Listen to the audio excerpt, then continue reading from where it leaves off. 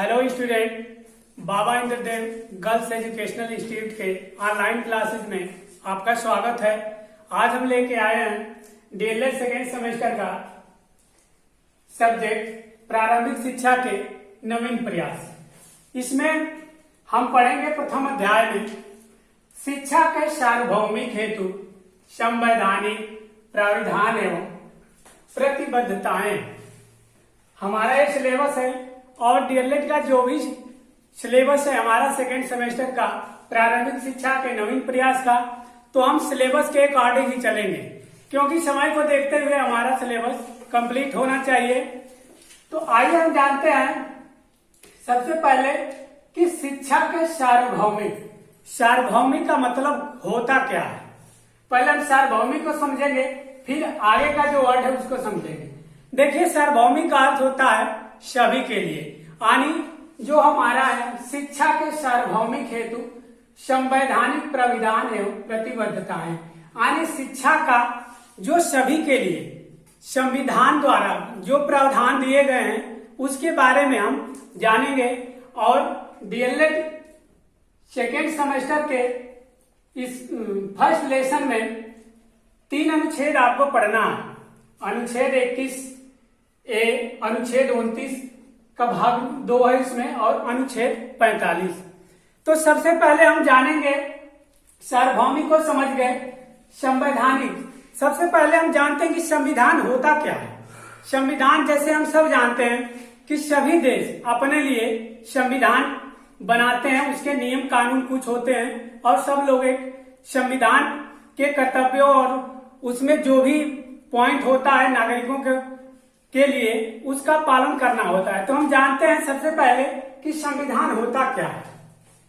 जैसे हमारे भी देश का संविधान है, तो संविधान वही होता है किसी भी देश को चलाने के लिए जो नियम कानून बने होते हैं या जिससे उस देश की व्यवस्था, न्याय व्यवस्था, कानून व्यवस्था चलती है, संविधान वही होता है।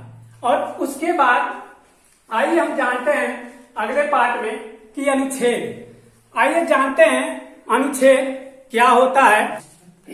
जैसा कि हमारा जब संविधान बना तो आप लोग संविधान से संबंधित बहुत सारे तथ्य जानते हैं, लेकिन थोड़ी सी चर्चा हो जाती है।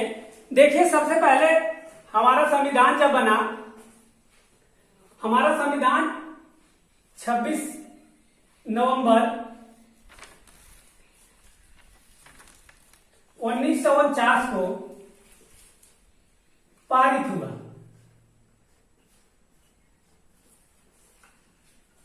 और फिर ये लागू हुआ 26 जनवरी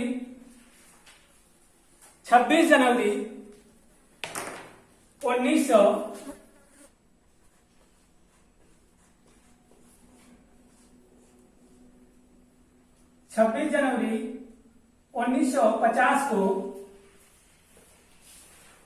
लागू कर दिया गया। और 26 जनवरी को आप लोग जानते हैं कि गणतंत्र दिवस के रूप में मनाया जाता है। और संविधान जब बना उस टाइम थोड़ी सी हम अतिरिक्त जानकारी बता दे रहे हैं।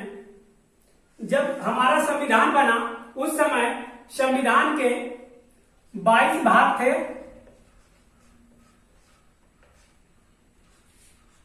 395 अनुच्छेद थे,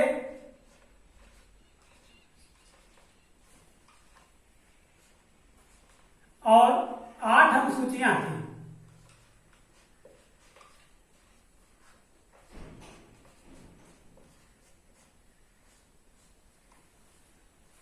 जो अब वर्तमान में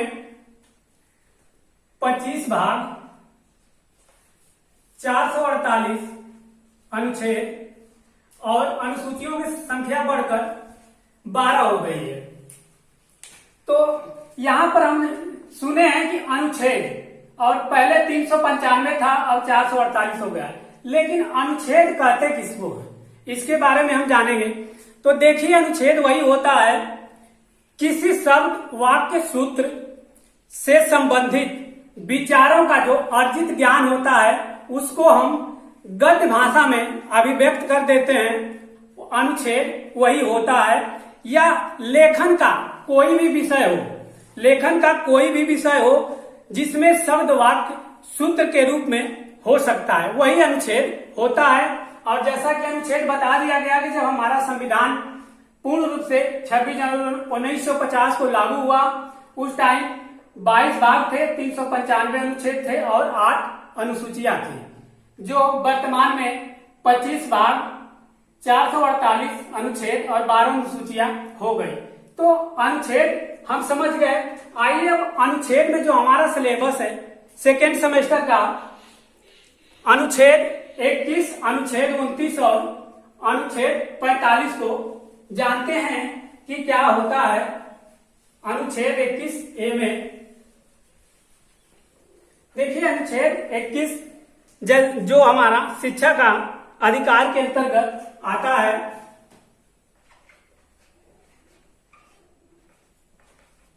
अनुच्छेद 21A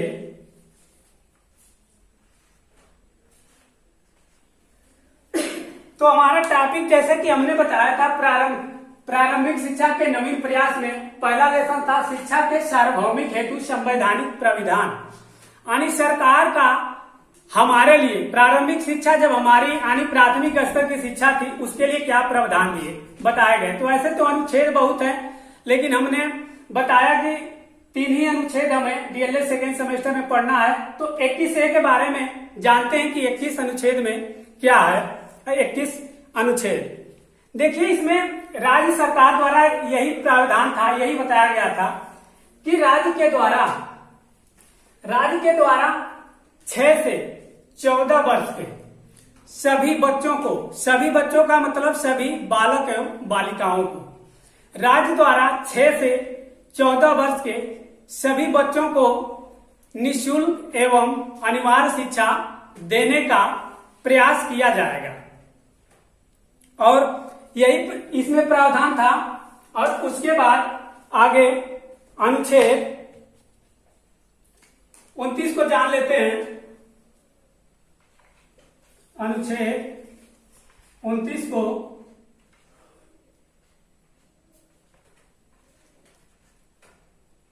के भाग 2 में बताया गया है कि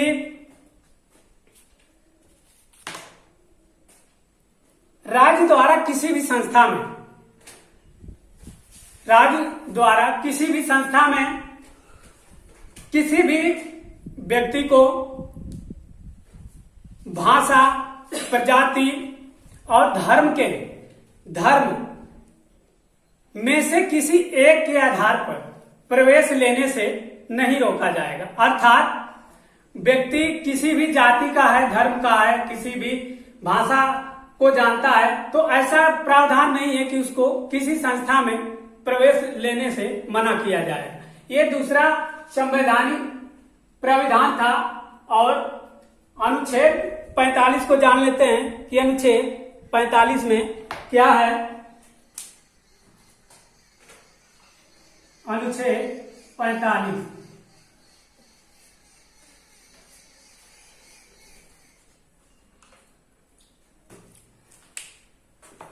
45 में देखिए, थोड़ा सा अनुच्छेद 21 और 45 में कंफ्यूजन बस थोड़ा सा हो जाता है, वो कंफ्यूजन हम बता देंगे।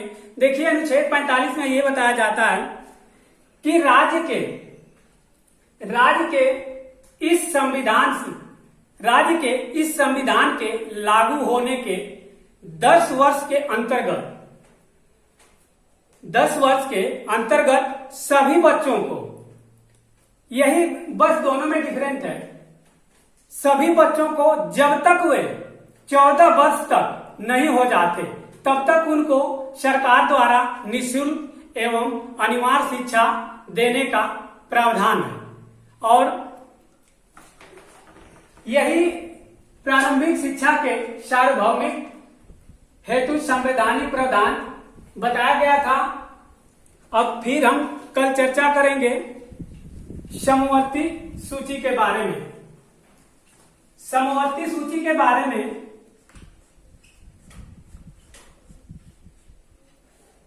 हम कल चर्चा करेंगे।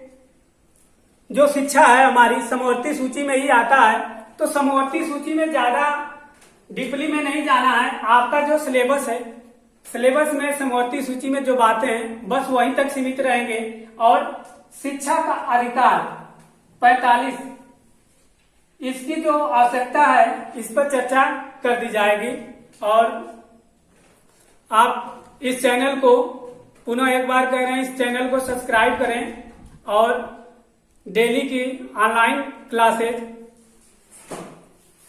घर बैठ के लें। और जहां पे आपको प्रॉब्लम होती है कमेंट बॉक्स में लिखें। धन्यवाद।